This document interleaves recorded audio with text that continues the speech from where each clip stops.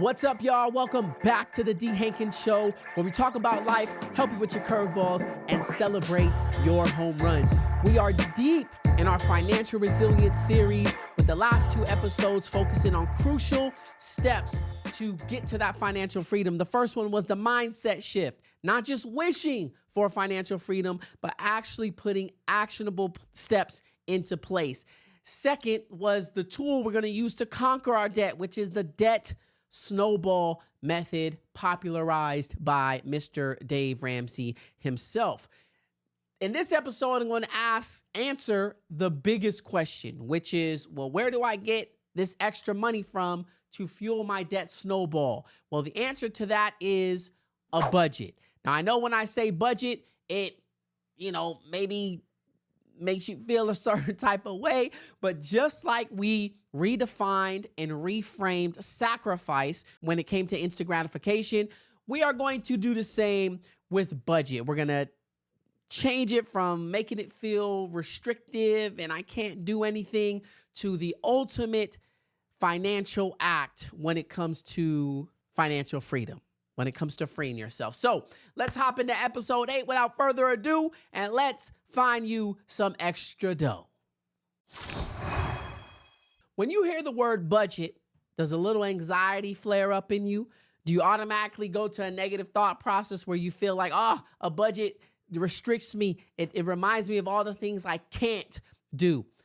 Well, for most people, yeah, that's why they're not on a budget. But in this case, a budget is key because a budget tells you where you want your money to go. That's how we're going to reframe it. Think of it as a teacher taking control of her classroom. All right, students, here in this row, you're going to focus on groceries. That's it. You $200, $300, you are maintenance and gas. That is all. All right. Y'all right here, this big group right here, $2,000, you are rent, and that is it. You guys, your food, you guys, your utility, right? A budget is telling your money where it needs to go and assigning it a job that it has to do every single month. And that's how I want you to think about it.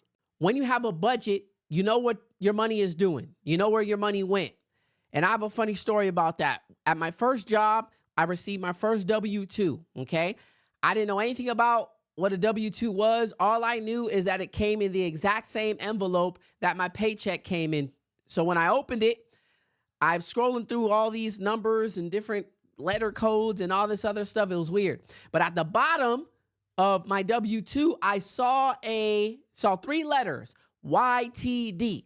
And on the side of those letters was a huge amount of money. So what do? As an 18-year-old, who just got his first W-2, I go straight to the bank. And so I'm waiting in line, and it's my turn. Teller goes, hey, next in line. I go up, I swipe my card into the little machine. She goes, how can I help you today? And I slide her the slip of my W-2, and I say, can I cash this? Can I deposit this? And she literally had a laugh out loud moment when she realized I was serious. And she looked at me and said, this is so sweet. And she broke it down to me what a W-2 was. Not only was I embarrassed because I tried to cash a tax document, I was also shocked that my bank account did not reflect the amount of money that I made that year, like at all. And so a budget stops that from happening. A budget is a way to take full control and absolute responsibility for your finances. And what better way to do that than literally telling every dollar where it needs to go? Now, the type of budgeting we're going to focus on is a zero-based budget. The zero-based budget concept is the method that really changed my financial outlook.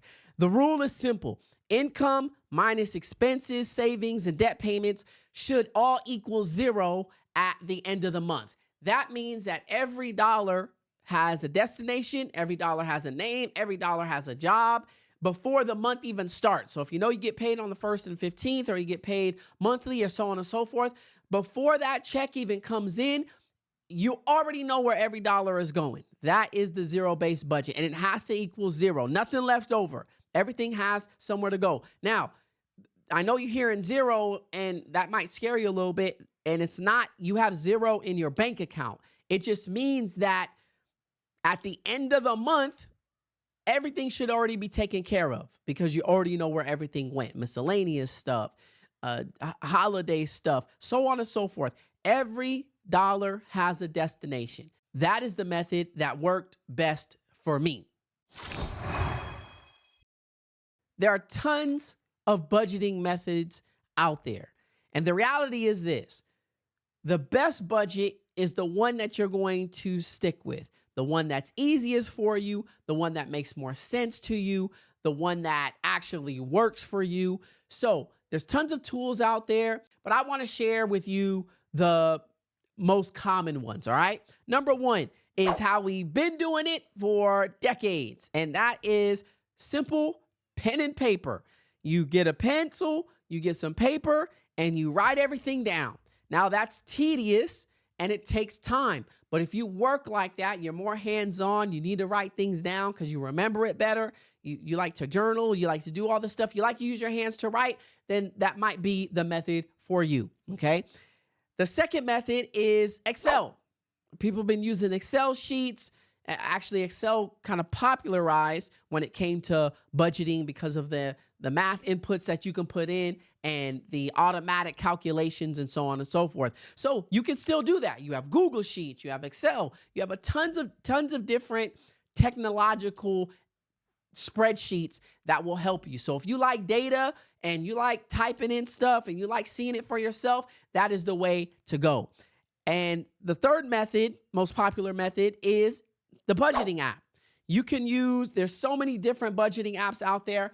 I myself use Every Dollar. That is connected to the Ramsey Solutions and the Ramsey team and connected to the baby steps and all that. So just like an Apple ecosystem where the iPad works with the iWatch, which works with the iMac, so on and so forth, the same thing. Every Dollar works with the baby steps. The baby steps work with Financial Peace University, so on and so forth. So I like to stay connected within that ecosystem. So Every Dollar works for me because one, it's a zero-based budgeting app. It tells you exactly, like you can see it for yourself, tells you exactly where you're going. You can build out your budget. You can change things. You can tweak things. You can see all your debt in one spot. So if I were to recommend anything, it would be the Every Dollar budgeting app. Now, Jade Warshaw and Rachel, well, she's not Ramsey anymore, but Rachel, his daughter, do an excellent webinar on the Every Dollar app. They just updated it. It's easier than ever. And I will try to link any helpful video of the Every Dollar app in the show notes as well. But whatever you choose, stick with it. Okay? Stick with it. Now, this is where the magic happens, because remember, we want to find extra money to fuel our snowball, to make that snowball as big as possible. So how do we do that? I'll let you know in just a second. As you know, my passion is to help people build resilience, and it's a journey I've been on my entire life. That's why I created the Dee Hankins At Best Student Development Program. I started the program because I once was a student facing major curveballs, and I want to show students that they have a chance at a successful future no matter their background. We empower students with a 6-step framework called Win Your Challenges, and we build a network of support between students and parents and caring adults in their lives. If you're a parent, educator, or administrator and want to learn more about how we build bridges and transform school communities, I invite you to visit my website, deehankins.com. That's DeeHankins.com to learn more about how you can bring the At Best program to your school.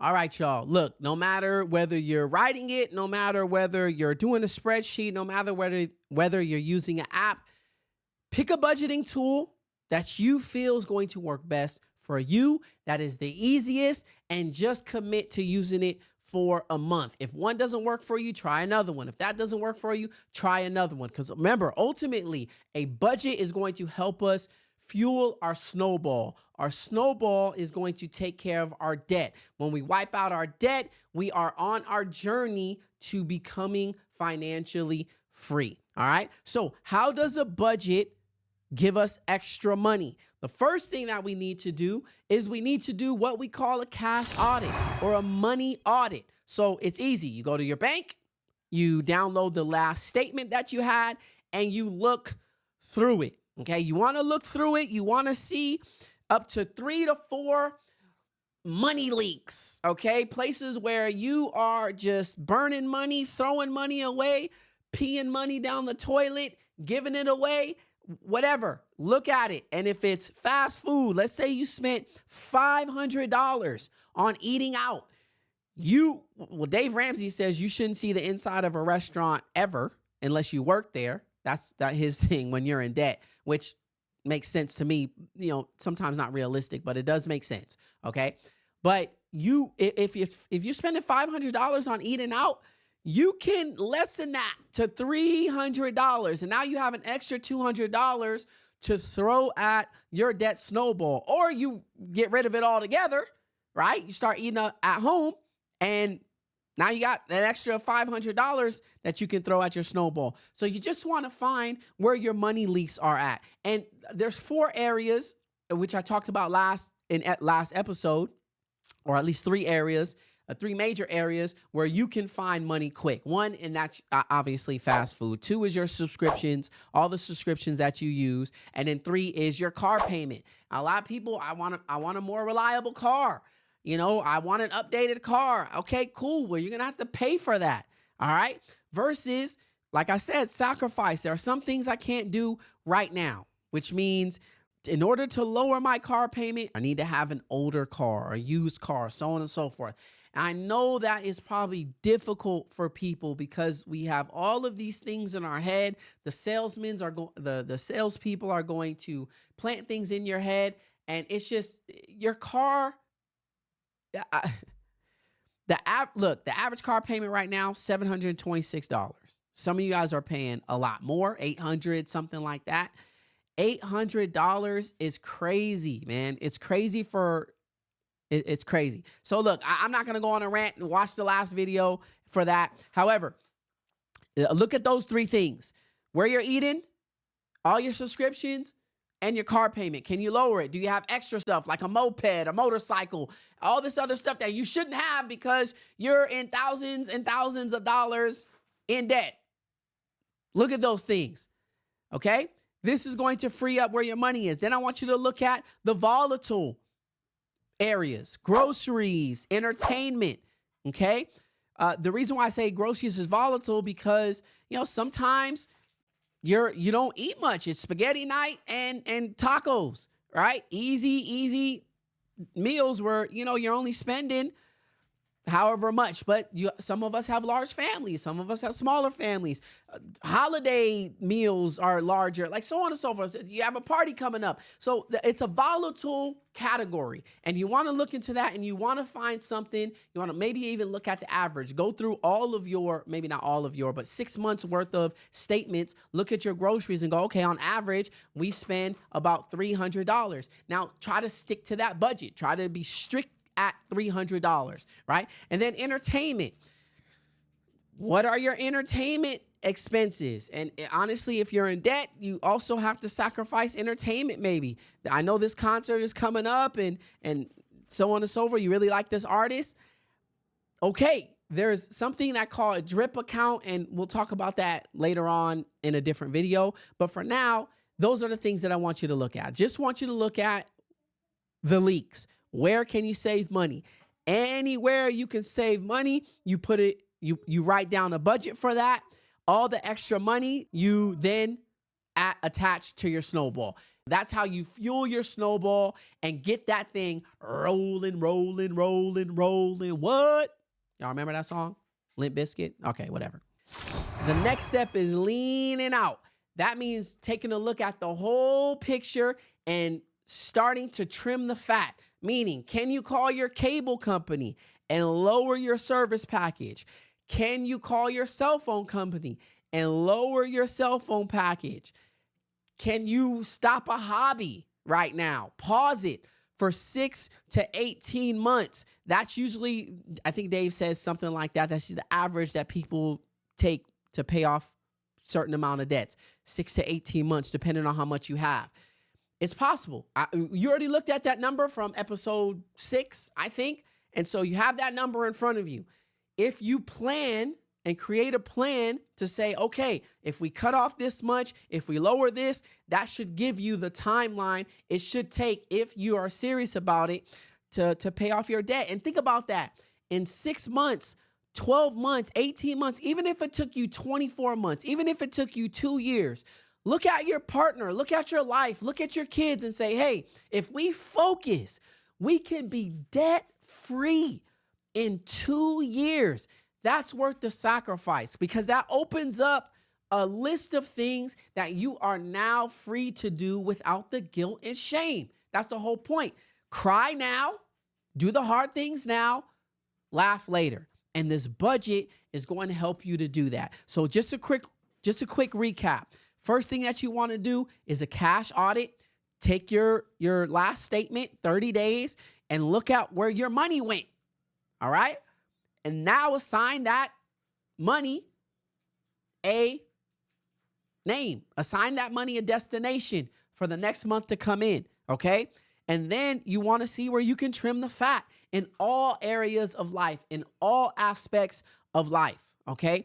Now remember, this isn't forever sacrifice. Or some things you just can't do right now. This isn't forever, but commit to 6 months, 18 months.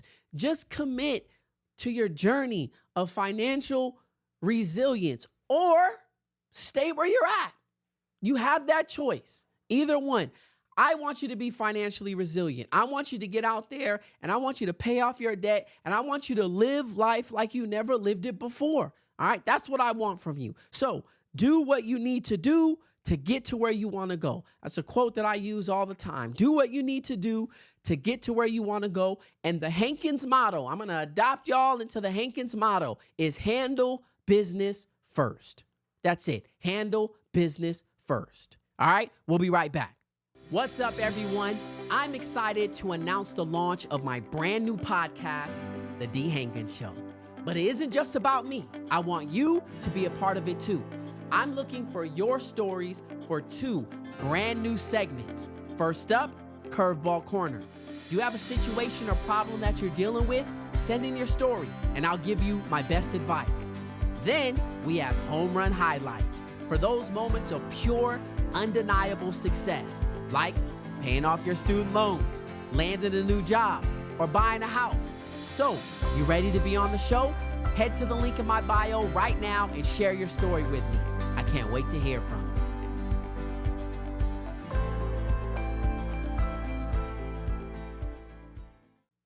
Welcome back, y'all. Hey, before I move on, I want to take a moment to just recognize and empathize with those of us who may put down a budget and see that you have very little margin or very little room, very little wiggle room.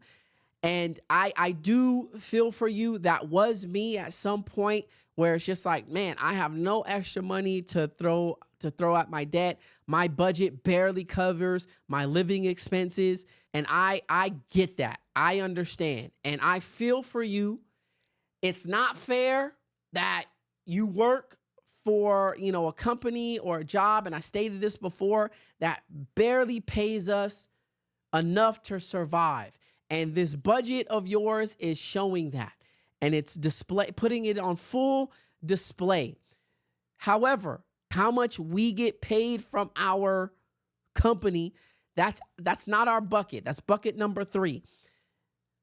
Where we can change things is bucket number 1. Bucket number 1, the My Choice bucket, allows you the freedom and the choice to increase your income. That may mean getting another job, and you may be looking at me like, I already have 3 and I'm barely making it. I get that. That may mean upgrading your skills, getting certificated in something. Now, this may seem hypocritical because you're spending more money to get more education, but you're making yourself more valuable. Your income is your number one wealth building tool. It's also your number one debt busting tool. Okay. So we can't control the outside factors. And I have to keep reiterating that. I have to keep putting that in your ear. There's certain things that we can't control. It's out of our control. We can only control how we respond to certain situations, and we can only control the choices that we make. So if you're one of those people who are looking at this budget and you're saying, man, we have no wiggle room at all, even after our basic daily living expenses, it may be time to sit down, talk to your partner. It may be time to sit down with yourself and say, hey, what do I need to figure out? What choice can I make? What do I need to do? Now, you can sit there and do nothing, but if you're listening to this podcast, we don't work like that. We activate our resilience because we are ultra resilient people. All right, y'all, let's do a quick recap of episode 8. Number 1, you need a budget. Number 2, I know budget seems like a negative thing, but you want to reframe it as a GPS that's going to help you down your financial road. Remember, we want to focus on a zero-based budget, meaning every dollar that you receive has a destination and it has a job. All right. Number 3 is trimming the fat. We need to look at our expenses and do an audit on ourselves. Do a cash audit. See where you can find the extra. Number 4, set up the budget. Give every dollar a name, every extra amount that you have that you can that came off of your trimming, you're going to throw towards your debt snowball. So I want y'all, for your homework this week, for your to-do list, your call to action this week is going to be find what budgeting tool is going to work best for you. Set it up. All right. Find what's best, set it up, and do your cash audit. See where you can find some extra dough. All right, y'all. It's time for my favorite section of the show, Curveball Corner and Home Run Highlights. And this week, we have one. Yes, I can play my music. I can do my title card. So here we go. Home Run Highlight. Awesome. And this home run highlight comes from Tiffany from Reading. And it reads, last October at the age of 39, I decided to step out of my comfort zone after discovering that I am a donor-conceived person. When I originally submitted my DNA kit, I was curious to learn more about my paternal family since the man I believed to be my father passed away when I was in high school. I had no idea that 8 years later I would be faced with a big decision. I really struggled for a while accepting the truth. It was an emotional roller coaster digesting it all. I held a lot of anger knowing that certain loved ones knew I was donor conceived and chose not to tell me. Dang. Then the day finally came when I decided I wanted to focus my energy on what I could do next. What was within my control. You know, I like that. I like that word, within my control. I did not want to live in regret of not trying to find out more about my donor and my biological paternal family. I was lucky enough to know someone who is what you call a DNA angel, which is someone who utilizes genetic genealogy and intensive research methods to locate biological relatives. My DNA angel discovered who my donor would be within a few days. Despite my fear of rejection and the unknown, I decided it was worth the risk and dialed the number of the man I believe could be my donor. That is scary. That is scary. Think about that. Like, I'm just going to call this person up and say, hey, we might be related. That's scary. Oh, man, the nerves. You know, think about like the rejection and all that you could face. Like, what if the other person's on the line? Like, dude, this person's crazy. Why are you calling me? That's a lot. Okay, so let's see. I'm sorry. After explaining to him how I thought we might be related, he confirmed that he was the donor at the fertility clinic in the mid-'80s. We talked for a few hours the first time. We chatted on the phone. About a month later, I met him in person, and the meeting went very well. That's awesome. That's awesome. Wow, that's awesome. Since then, we chat on the phone at least a few times a month and chat on social media often. This was definitely a home run. I decided to step out of my comfort zone, and now my donor dad is a part of my life. Also, I am thankful for those who supported me during this journey. Sometimes when we are faced with the unknown, you need people in your circle to encourage you to be brave, even if it's uncomfortable. True that. This last year has been a wild ride. I'm forever grateful that I was able to locate and connect with my donor dad. Man, that's awesome. That is, Tiffany, thank you so much for sharing that home run highlight. That is an incredible, incredible story. And to think of not only your side, but his side as well. This happened in the 80s. Maybe he was out there thinking, man, like, where did my donations go? I hate to say it that way, but it's true. What are they doing? How are they doing? So on and so forth. And to have one reach back and you guys have a connection like that, that's pretty incredible. Thank you so much for sharing that home run highlight, Tiffany. I really appreciate it. And as for y'all listening, I love this part of the show. If you got a curveball that you want to share, you going through something, or you have a home run that you want to share with the people and you want to share with me, please submit your story by going to www.dhankins.com/podcast. You'll see a submit your story button, and I'd love to hear from you. All right, y'all, that's it for the end of the show. I appreciate y'all for listening. Have a great week, and remember, life throws curveballs, but even curveballs can be hit for home runs.